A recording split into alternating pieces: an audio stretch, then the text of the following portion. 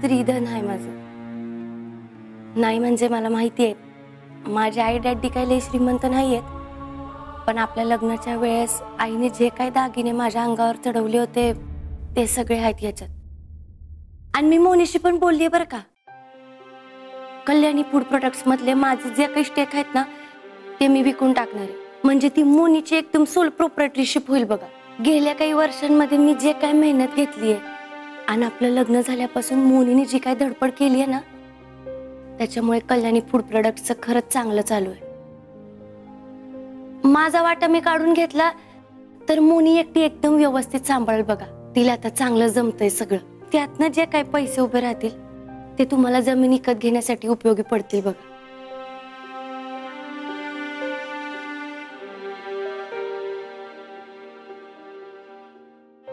नाही संजू, काही झालं तरी मी तुझं स्त्रीधन वापरणार नाही. नवरा म्हणून तुझं रक्षण करणं ही जबाबदारी आहे माझी, तुझंही आणि तुझ्या स्त्रीधनाचंही. असं मनात आलं म्हणून मी ते विकू किंवा गहाण नाही ठेवू शकत.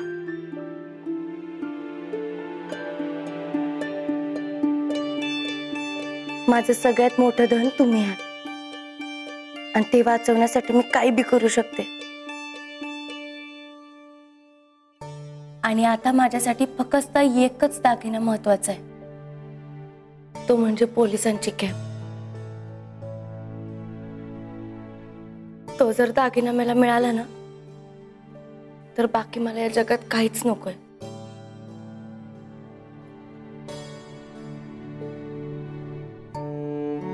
त्यामुळं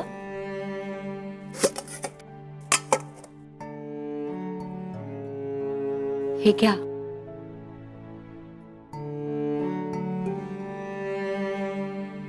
संजू, या क्षणापेक्षा मौल्यवान काहीच नाहीये. तू तुझं स्त्रीधन माझ्या हवाली केलेस. तुला आठवतं आपण लग्नात जी सप्तपदी घेतली होती? आठवतंय. साधारण मनावर कोरले गेले ते सप्तपदी माझ्या.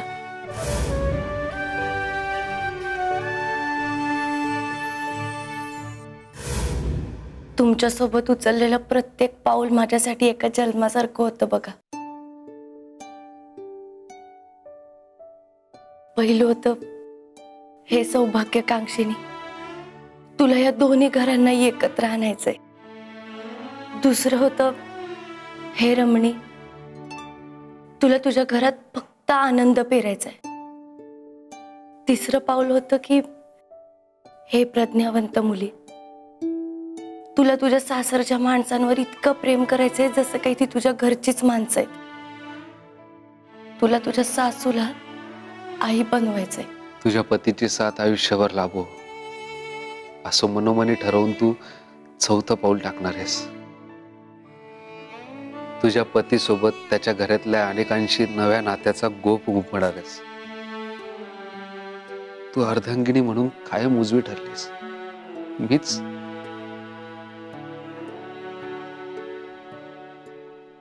संजू,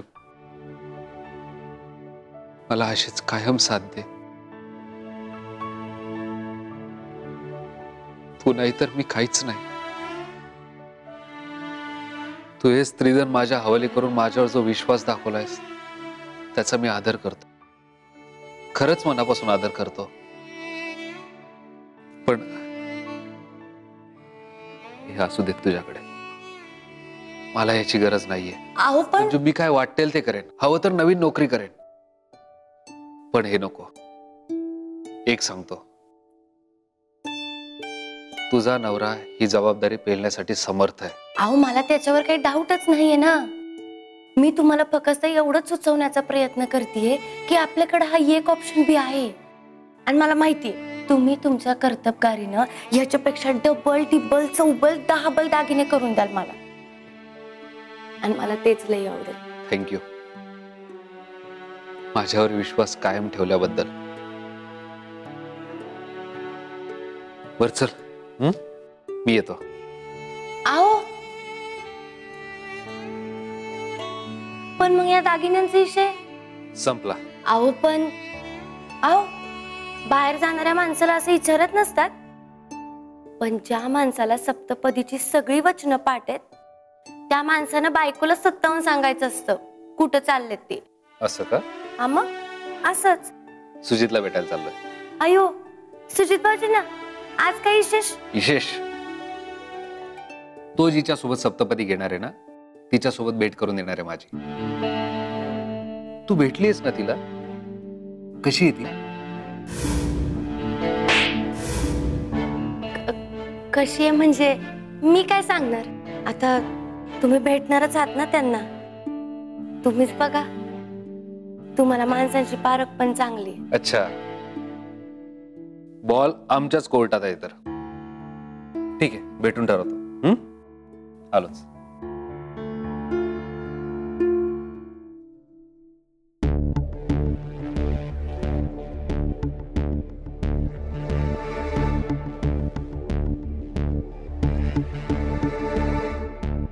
ओ धाकटा जाऊ काय कुठे चाललाय तारा तारा?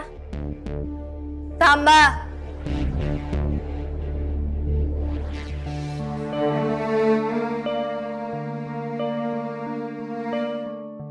आमचं बोलून पूर्ण झालंय नाही की नाही? आमचं बोलणं होईपर्यंत इथंच थांबायचं डांबासारखं. कशासारखं? डांबासारखं.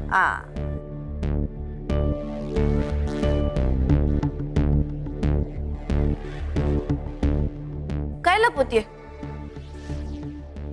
काय विचारतोय आम्ही? मुकीयस का भैरीयस? वहिनी साहेब तुम्ही एक काहीतरी ठरवून घ्या बर का.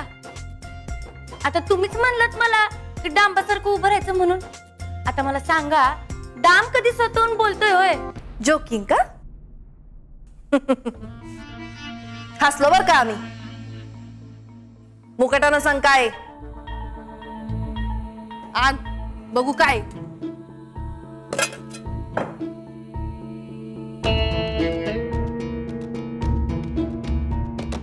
अरे देवा भैरोबा,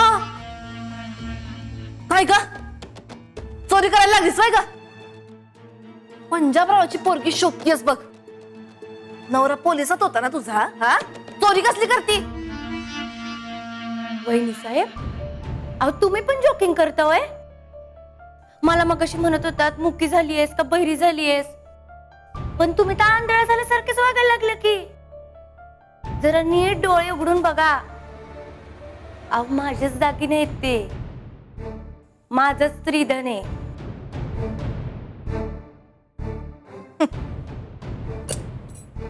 दिसतच आहे किती डाग लावले त्याला. ढाले पाटलांचे दागिने वाटतच नाहीये ते तसही. आमचा प्रत्येक दागिना 15 तोळ्यापेक्षा जास्त असतोय बर का, आणि सगळे मिळून 7-8 तोळे पण नाहीयेत. धर ठेव तुझ्याकडेच. झालं तुमचं? टोचून टोचून बोलून झालं का? जे काय सांगायचं होतं ते सांगून झालं का? जाऊ का आता मी? अगं थांब ग, घाई कसली एवढी? असं कुठं तुला आवरून ऑफिसात जायचं तेव्हा घरातलीच कामं करायची इतकी, धुणं फरशी स्वयंपाक पाणी आहे की नाही?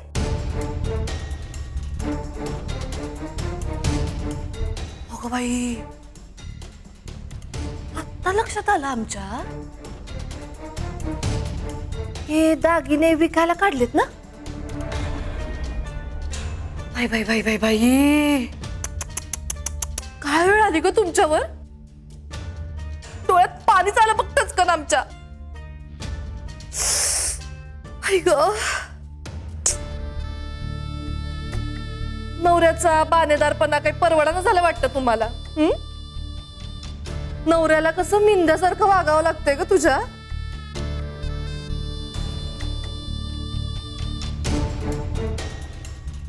एक, दोन, तीन. ए काय करते ग? जादूटोना वगैरे करते का काय? 4, 5, 6. अगं ए गपकी, 7, गपकी का? 8,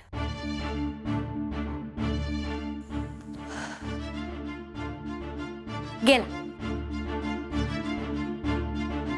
कोण गेला? एक गंमत सांगते तुम्हाला. त्याचं काय आहे, मी एक व्हिडिओ पाहिला होता. त्या व्हिडिओ मध्ये असं होतं की जो माणूस आपल्या सगळ्यात जास्त डोक्यात जातोय की नाही, तो समोर आला की असे आकडे मोजायला सुरुवात करायची. आणि जिथं तुमचा आकडा जाऊन थांबल तिथे त्या माणसाची लेवल तुम्हाला कळल. बाकीच्यांच्या बाबतीत मी 3-4 वर्ष शांत होते, पण तुमच्या बाबतीत 8 वर येऊन थांबले. त्याचं काय आहे, तुमची लेवल एकदम हाय आहे ना, तरी नशीब 8 वरच थांबले. 10च्या पुढे गेले असते ना तर माझा हातच उचलला गेला असता बघा. And it is injurious to health. दाखवू का एकदा तुम्हाला? 10च्या पुढे जाऊन दाखवू?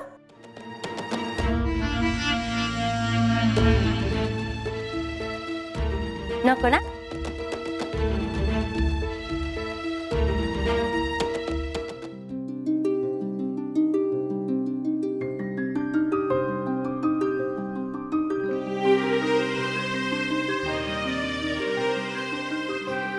अपर्णा.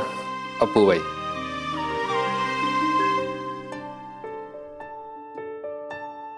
लाजात काय लाजायची ती? अरे प्लीज प्लीज, पाया नको. अहो भैया साहेब, तुमचा आशीर्वाद माझ्यासाठी खूप महत्वाचा आहे. आणि कसं आहे, माणसाजवळची विनम्रता संपली की त्याच्यातली माणुसकीच संपत चालली असं समजावं. आणि नम्रता आणि विनय दाखवण्यासाठी याच्या इतकं सुंदर जेस्चर नाही दुसरं. मी आधी तुम्हाला सांगितलं यांच्याबद्दल, तर एकदा फॉर्मल ओळख करून देतो. हे आमचे हे भैया साहेब म्हणजे तुमच्या संजीवनी वहिनींचं बेटर हा. ढाले पाटील यांच्या घरातलं उच्च शिक्षित व्यक्तिमत्व. ह्यांच्याकडूनच नाही, जिल्ह्यातल्या बऱ्याच लोकांकडून इतकं ऐकलंय तुमच्याबद्दल की भैया साहेब, तुमच्यासारखे पोलीस ऑफिसर विरळ असतात. तुमच्यामुळे आमच्या सारख्यांमध्ये सुरक्षिततेची भावना वाढते. आम्हा सामान्य जनांना सेफ आणि सिक्युअर वाटतं. That was my past Aparna. अहो, आम्ही तुम्हाला सांगितलं होतं ना की. माफ करा भैया साहेब, पण सूर्यदेवतेसमोर दुसरा कोणता ग्रह आला किंवा पृथ्वी गोल फिरून आपल्या बाजूचा भाग हलला तर त्याने ग्रहण लागतं किंवा दिवस संपून रात्र सुरू होते. त्यानं आपल्या सूर्याचं तेज कमी होत नाही, तो तसाच असतो, तेजस्वी, दैदिप्यमान. तुम्ही अगदी तसेच आहात. तुम्ही तेजस्वी होता, आहात आणि राहात. ऍक्च्युली हे जरा जास्त होत आहे. अहो, ते खरंच आहे भैया साहेब. बर, आपण उभ्या उभ्याच बोलणार आहोत की? बसूया की, बसूया.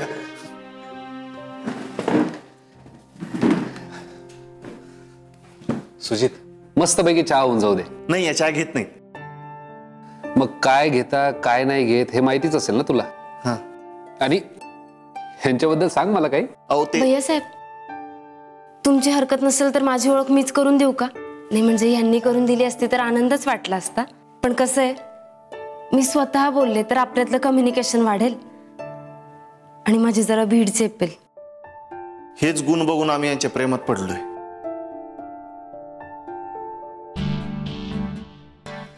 चहा, यांची स्पेशल कॉफी आणतोच. हा अपर्णा, बोल तू. मी अपर्णा गजमुखराव मोरे. आमचं मूळ गाव धनसांगवी, पण वडिलांचं कबन सांगवीत दुकान आहे म्हणून तिथे राहायला गेले. माझं शिक्षण कागलला झाले मामांकडे आणि मी डिप्लोमा इन एज्युकेशन केलाय. फर्स्ट क्लास मिळवला होता. नाईस. आम्ही निम्न मध्यम वर्गीयांमध्ये येतो. That doesn't matter. एक्झॅक्टली भैया साहेब, एक्झॅक्टली. यांना ना माहितीच नव्हतं मी कोण आहे. यांनी ना ढाब्यावाला सुजितवर प्रेम केलंय. सुजित ढाले पाटलावर नाही.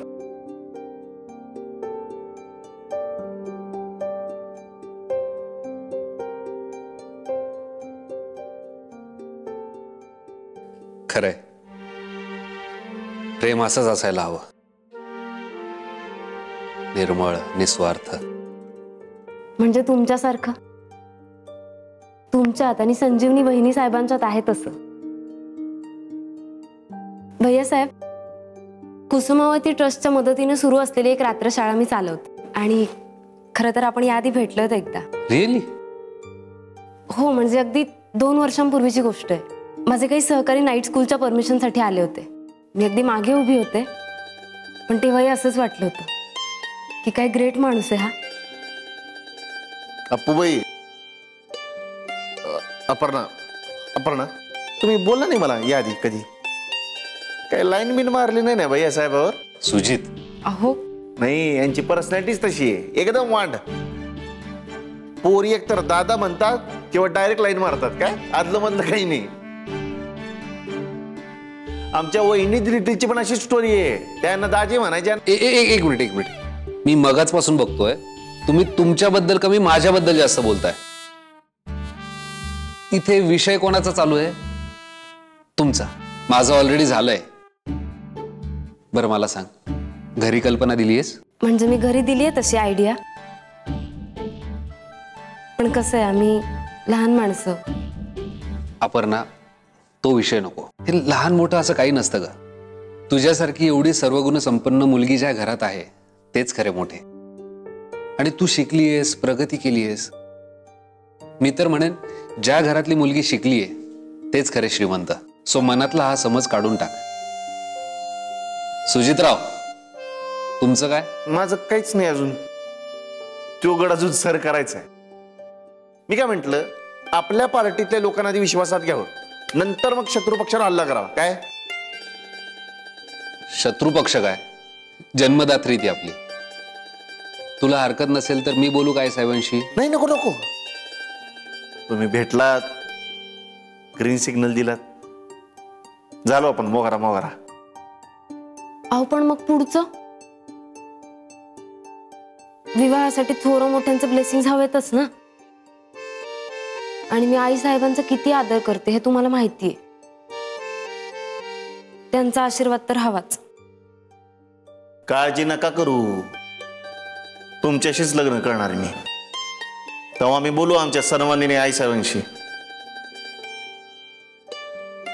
बाकी लग्नाचा बॉम्ब कवा टाकायचा यासाठी चांगला मुहूर्त शोधू. काय लग्नाचा बॉम्ब नाही, आनंदाची बातमी, वार्ता, खबर, असे बरेच चांगले मराठीत शब्द आहेत. हो ना? हो तर तुमच्या या विधानाला आमचं विनयशील अनुमोदन आहे भैया साहेब.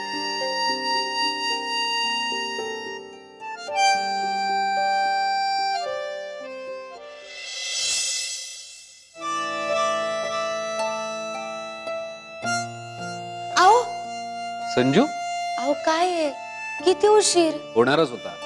अगं गप्पाच इतका झाला की घड्याळाचा काटा कुठून कुठे गेला काही कळलंच नाही.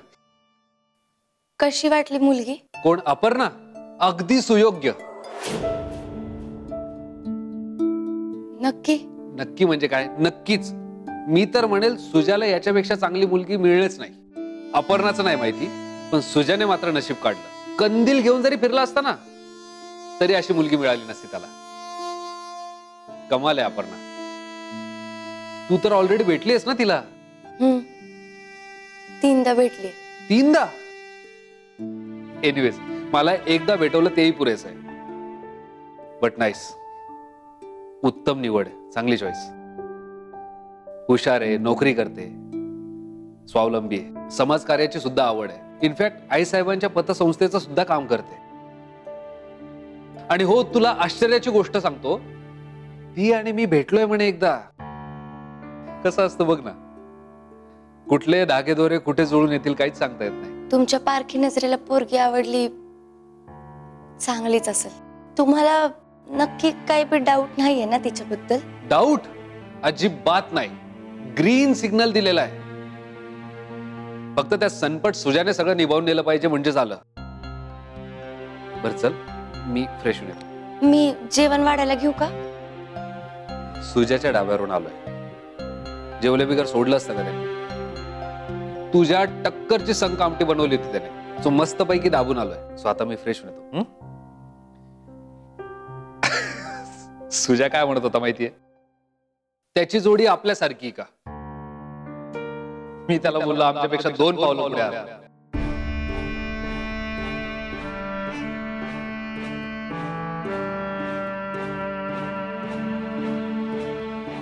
मी तर म्हणेल तुझ्याला याच्यापेक्षा चांगली मुलगी मिळेलच. मोठ्या लोकांसोबत कसं वागतं त्याची अक्कल आहे का तुम्हाला? किती हजाराची साडी माहिती? 4000ची. पाहिली का कधी आयुष्यात? एक क्षेत्रावर नोकरी करते ना ग तू? नाही 2 दिवसात तुझी हकालपट्टी केली ना तर बघत. माहिती का मी कोण येते? ही शेताची होणारी मालकीण आहे मी.